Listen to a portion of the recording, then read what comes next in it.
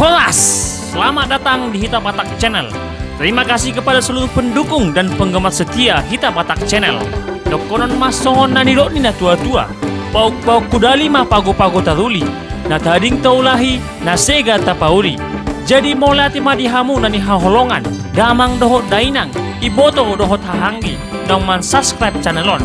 Mula dong pinahurang pamasipatoreyam mahita, asa anggiat lam tumajuna bang sumatakon. Selamat menonton. Si Raja Lutung. Raja Batak mempunyai dua orang keturunan, yakni Guru Tatia Bulan dan Raja Sumba atau Isombaon. Selanjutnya, dari keturunannya, Guru Tatia Bulan ini mempunyai 5 putra dan 4 putri, yaitu Raja Biak-Biak, Tuan Seribu Raja, Siboru Pareme, Libong Mulana, Siboru Paromas, Sagala Raja, Siboru Biding Laut, Malau Raja, dan Nantinjo. Setelah putra-putri dari Raja Isombaon bertumbuh dewasa serta masih langkahnya manusia maupun tempat tinggal yang terisolasi antara satu perkampungan dengan perkampungan lain sangat jauh, tanpa disadari menyebabkan terjadinya hubungan perkawinan satu darah. Hubungan atau perkawinan satu darah terjadi antara Tuan Seribu Raja dengan Siboru Pareme. Setelah sekian lama hubungan ini terjadi, menjadikan Siboru Pareme mengandung, dan hal ini menjadikan aib dalam keluarga turunan Raja Isombaon. Dalam adat dan kebudayaan Batak, hal ini adalah tabu dan dilarang keras, maka hukumannya adalah mati. Melihat aib saudara-saudari dari Tuan Seribu Raja dan Siboru Pareme merasa marah dan berniat untuk menghukum mati kedua saudara-saudarinya itu. Namun, ternyata tak satu pun dari mereka yang mampu tega untuk menghukum mati. Akhirnya, diputuskanlah untuk membuang mereka ke hutan secara terpisah.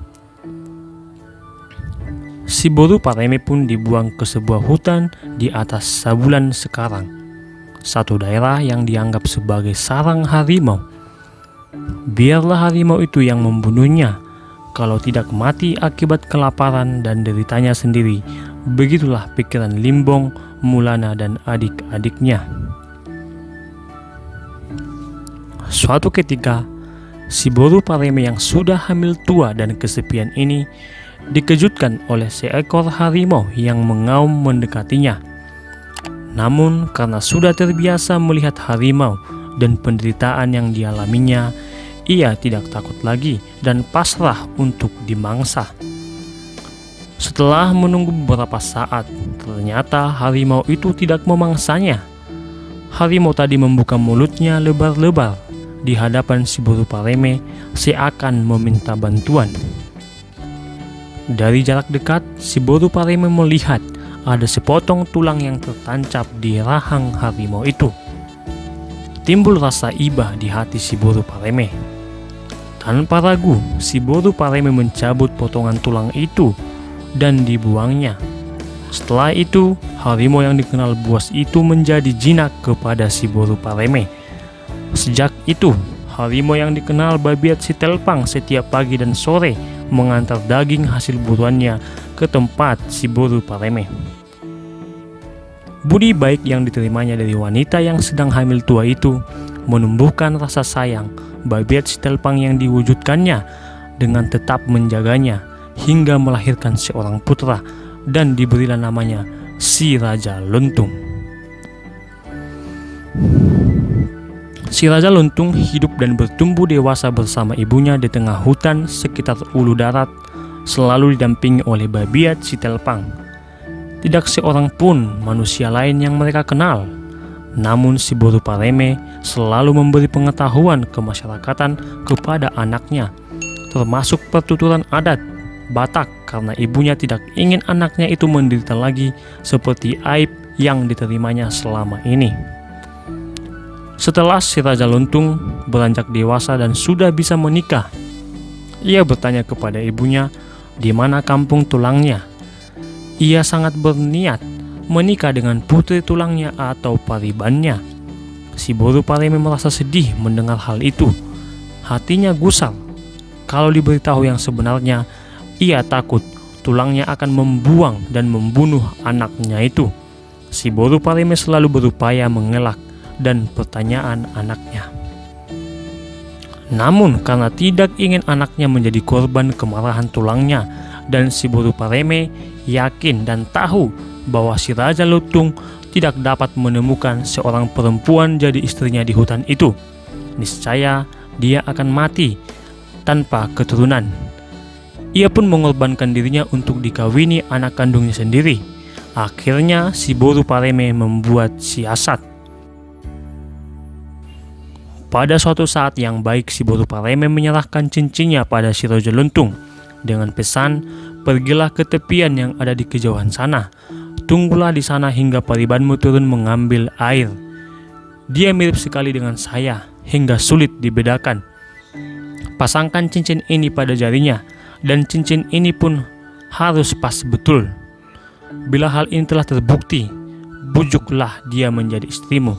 Selanjutnya, si Boru Pareme menerangkan jalan berliku yang harus ditempuh anaknya.